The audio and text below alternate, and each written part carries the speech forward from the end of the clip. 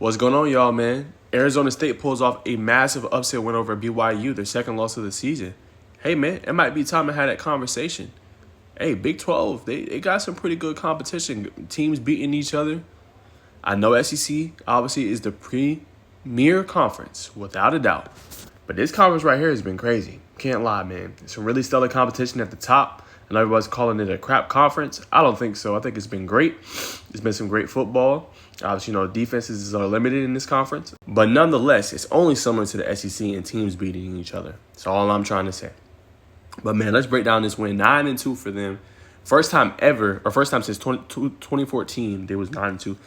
Been doing their thing. Nobody's been talking about Arizona State. But they've been doing their thing this year.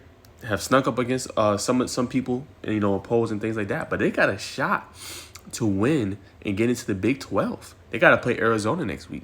So peep this, y'all. With a win next week over Arizona, Iowa State losing one of the final two, they'll get a spot. And peep this. Iowa State has a tougher road. Iowa State has to play Utah tonight. Say what you want about Utah. Still a pretty decent team. I know Cam Rising is not playing. But at home, that's almost like, hey, man, that's a trap game. Then they got to play Kansas State. Kansas State, say what you want. They got 3 conference losses, but still a pretty good football team. That's not an easy road to finish off the season. Humbly, you know what I'm saying? So that's more likely than not. Now, when we look at this game, man, running the ball, that was the key difference. 154 yards running, 3 touchdowns. Cam Scatabo was outstanding. 147 yards and 3 touchdowns? Hey, man, he was cooking. They had no answer for him. Had a long in this one of 23 yards. He was spectacular, man. He put the pressure on BYU all game long. And then when they aired it out with their quarterback, Sam Leavitt, 247 yards and a touchdown. You know what I'm saying? And then obviously with the receiving, Jordan Tyson led them today. Only thing I did not like with Arizona State, I did not like the way they managed that clock. Now, you get a pick near pick 6 from your defense, right? Why in the heck are your quarterback's going backwards and spinning around? Like, that didn't make any sense. I understand you got the game won. Worst case, bro, kick the field goal. You know what I'm saying? But him going backwards and backwards trying to milk off the clock, they had like 2 times. You easily could have you put it all the way down to 4 seconds. Now, I know you got a field goal block. I know you got to count for all that stuff.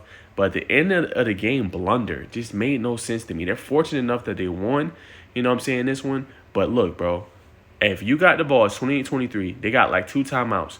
Bro, try to score. You score, the game is over. I know you got the fumbles and the interceptions and things like that. Just call makeable plays that you can get yards with. And you got to have some trust in your team, bro. You know what I'm saying? If you lose on that, then you go back to that, hey, man, we got to execute. You know what I'm saying? But what they did today, I did not like the end of the game thing. Run the ball, go in and score. You're up 2 scores. They have no way of winning. They got to score, get an onside kick. Time is going to run out. Or worst case, if you can't get that 10 yards within them three plays, just kick the field goal. You're right there. You know what I'm saying? It makes it an 8-point game and tougher for them. They got to score and get a 2-point conversion. Yeah, this is the mismanagement to me I did not like at the end of the game. You know what I'm saying? Humbly. And then the quarterback just threw the ball up. Like, you know what I'm saying? I understand that part, but he could have wasted a little bit more time. Wait till that stuff is on zeros. Even if you take a sack, you know what I'm saying? The game is over. You know what I'm saying? It's just bad and mismanagement of the clock. Got to do better there. Now, if you BYU, man, having a pretty good season, man, but you struggle running the ball, bro. You know what I'm saying? 42 yards by L.J. Martin. Keelan Marion had 30 yards and 2 touchdowns. He was efficient, 6 yards to carry. Just passing a little bit too much for my liking. Now, I know Jake Ratzliff is having a good year, but, man, you got to mix it up just a little bit more. You know, he had the 2 interceptions, had to pick late. Just lean on that a little bit more, man. And I know they got some pretty good receivers. Obviously, Darius Lassiter, Chase Roberts having really good years, you know what I'm saying, for them. Over 163 yards, looks like there. But, man, lean on the running attack a little bit. And then if you BYU, you look at the turnover battle. You lost it 2-1. That made a difference in this game. Now, you was efficient on 3rd down. You did what you were supposed to do. 7-10 on 3rd down. So you was converting at a high rate. You put up yards. Just need more points at the end of the day. You know what I'm saying? That's the part you struggle. You beat them in 1st downs as well. You know what I'm saying? So that was another key part. But on the ground, they outrushed you 154-94. And that led to the time of possession being what it was, 35-24, trying to keep you off the field as much as possible. You know what I'm saying? So that was obviously key for you there.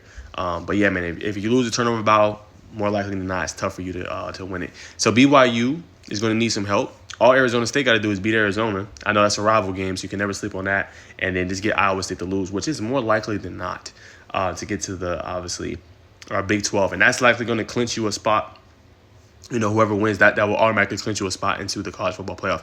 Now, the other things, I don't know what the committee's going to do, right? Because you got so many things that happened today. I'm saying, obviously, Indiana going down. Penn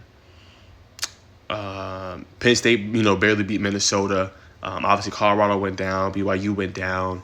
So a lot of upsets. So I don't know what they're going to necessarily do. It's going to be interesting to see. I think another Big 12 team should get in. But the question is, how many SEC teams? Ole Miss is out. And one more loss, like, what are they going to do? Like a 2-loss team in the Big 12, I think they should have a chance to get in. SEC is a great conference. I agree. But it's all, like, if we're being honest, it's all jumbled up. But we're going to find out what they think on Tuesday night and react to that. But, man, shout out to Arizona State. Big time win for them at home. You'll take it. Again, just got to be better with the mismanagement of the clock right there. And you feel pretty good going forward, man. Handle your business against Arizona. Get Iowa State to lose a game or one of the final 2 games. You're in, man. Then at that point, your playoff lives is on the line. You can clinch a spot. You're automatically in. Nothing the committee can do. You won your automatic bid. But we're going to find out, man. It's going to be an interesting test towards the end. Also had an upset. My bad. That's the other one I forgot. Obviously, Florida being Ole Miss. I think I talked about that one too. But it's going to be intriguing. It really is, especially SEC championship. Potentially Bama getting in against Texas. We got a lot to unlock, a lot to unravel in the next few weeks. It's going to be fun. But Arizona State fans, y'all holla at me, man. Talk about the performance of Sketterbo. And obviously the quarterback leave it. Sucks at the end of the game. Obviously, I know y'all were pissed off with that. I fully understand. But comment below me your thoughts on the win.